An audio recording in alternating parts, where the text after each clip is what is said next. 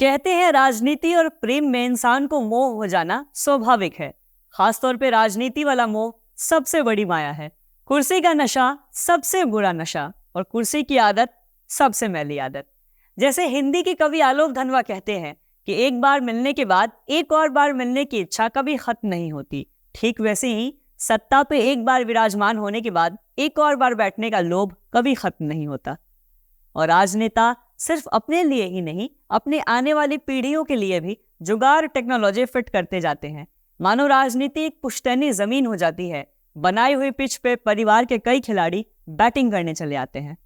बहरहाल झारखंड का चुनाव सिर पे है, सो इस वीडियो में हम बात करेंगे कि कैसे झारखंड के कई नेता अपनी अगली पीढ़ी को राजनीति में स्थापित करने में लगे हुए हैं। कुछ नेता खुद भी मैदान में हैं और उनके परिवार के लोग भी। वहीं कुछ राजनेता खुद चुनावी मैदान में न उतरकर अगली पीढ़ी यानी पुत्र पुत्री बहू को आगे कर रहे हैं।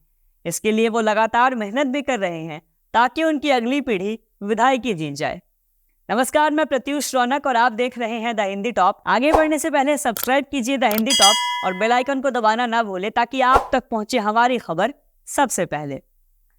झारखंड की राजनीति इस बार भी दिलचस्प रंग बिखेर रही है। आपको बता दें कि राज्य में दो ससुर अपनी बहुओं को जीत दिलाने की जुगत में लगे हैं। कहीं माँ अपने बेटे को राजनीति में स्थापित करने में तो दो पिता अपने पुत्र को जीत दिलाने में लगे हुए हैं। आइए जानते हैं पूरी बात विस्तार के साथ। चंपाई, जोबा और नलिन के बेटे सियासी मैदान में।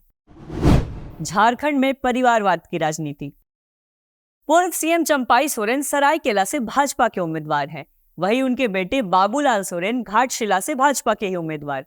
दोनों बाप बेटों की जोड़ी चुनावी मैदान में है। चंपाई अपनी सीट पर मेहनत कर रहे हैं, वहीं बेटे के लिए भी जमकर पसीना बहा रहे हैं। बताते चले कि चंपाई को कोल्हान का टाइगर भी कहा जाता है। कोल्हान में कुल 14 विधानसभा सीटें पड़ती है।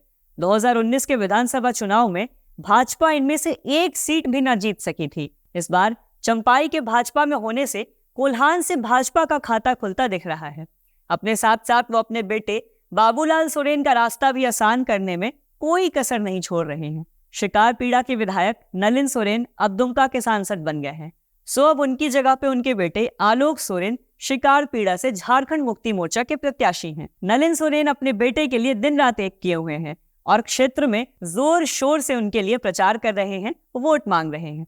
मनोहरपुर विधानसभा क्षेत्र की विधायक जोबा मांझी अब सिंहभूम से सांसद बन गई हैं। उनकी जगह पर झारखंड मुक्ति मोर्चा से उनके बेटे जगत मांझी को मनोहरपुर से उतारा गया है।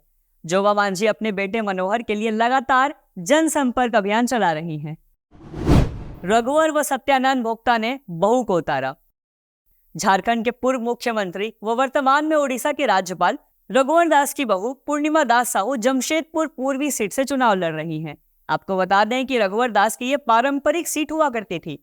इसके साथ साथ उद्योग मंत्री सत्यानंद भोक्ता ने चतरा से अपनी बहू रश्मि प्रकाश को चुनावी मैदान में उतारा है। अब रश्मि प्रकाश राजद के टिकट पर चुनाव लड़ रही हैं, जिनके लिए भी जनसंपर्क अभियान जोरों शोर से चल रहे हैं। फिलहाल अब देखना है कि झारखंड की जनता के विश्वास का मत किस पाले में पड़ता है। क्या जनता नए चेहरों पर मुहर लगा पाएगी या जनता पुराने चेहरों को ही प्रतीक मानकर वोट करेगी या फिर अपनी अलग सोच और ख्याल इजाद करेगी। ये जनता ही है, यही जनार्दन है।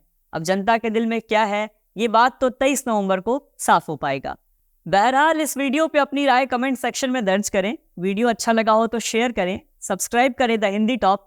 साथ ही हमें एक्स यानी ट्विटर, फेसबुक और इंस्टाग्राम पे फॉलो करना ना भूलें।